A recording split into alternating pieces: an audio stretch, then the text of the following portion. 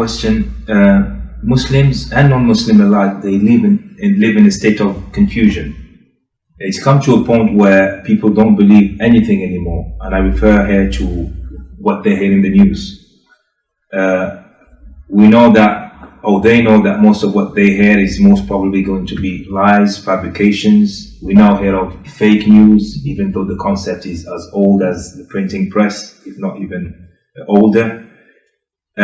What guidance can Islam offer to such Muslims and non-Muslims alike in these times of confusion?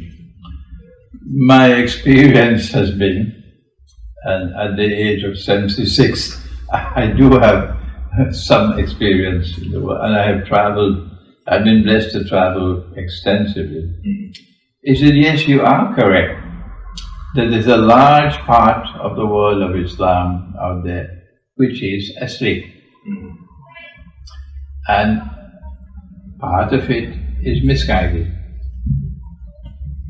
But the good news, which warms my heart, is that as I travel in the world, and now that we have the internet, we're able to go over all the walls and roadblocks that they established to prevent our word from reaching the people.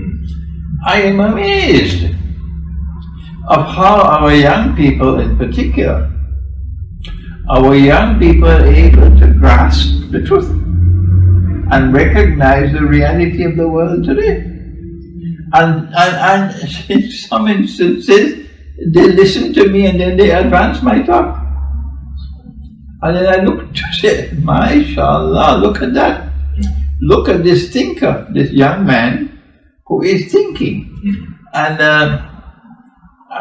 nowhere, I have found it, yes, amongst, in France, the Arabs in France who have migrated from Algeria and Morocco and Tunisia and so on, and they've been flocking to me.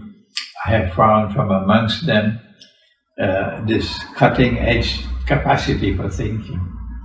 And to my surprise, I found native Frenchmen, French people, who have become my students and who are also capable of this same capacity to think in depth and recognize the truth.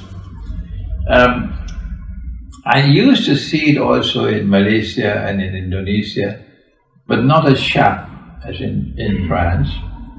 And now that I don't know about the United States, because I left the United States 2 weeks after 9/11, and I never set foot again over there. Yeah, but over the last 1 year, I've been visiting Britain. I came here 1 year ago to see my grandson, because I was 75 years of age, and my grandson was going to be 4. I had never seen him. And I was afraid I might die without ever seeing my grandson. I didn't know what the British government would do if I were to set foot in Britain. I'd never come to Britain for about 15 years or more. So I took a chance. I took a chance to come so I could see my grandson. And many people, of course, criticized me for that. Never mind, I wanted to see my grandson. But when I came to Britain 1 year ago, it was something absolutely amazing. I never even dreamed that it was possible. I found that enormous appetite amongst the young people in Britain, the young Muslims in Britain, born here, an enormous appetite to understand the reality of the world today. And they were flocking to me from all corners. And more than that, I found the scholars of Islam, who were graduates of the Darul Uloom in this country.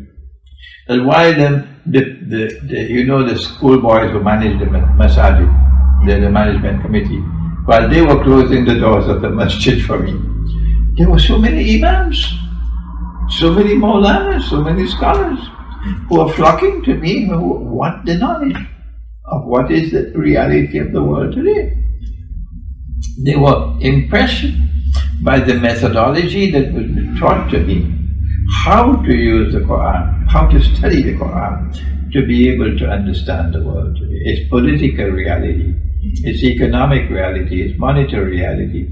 And this is a good sign that while one part out there is asleep and another part is misguided, there is another part which is fresh, young, vigorous and exciting in their thirst for this knowledge. That's a good sign.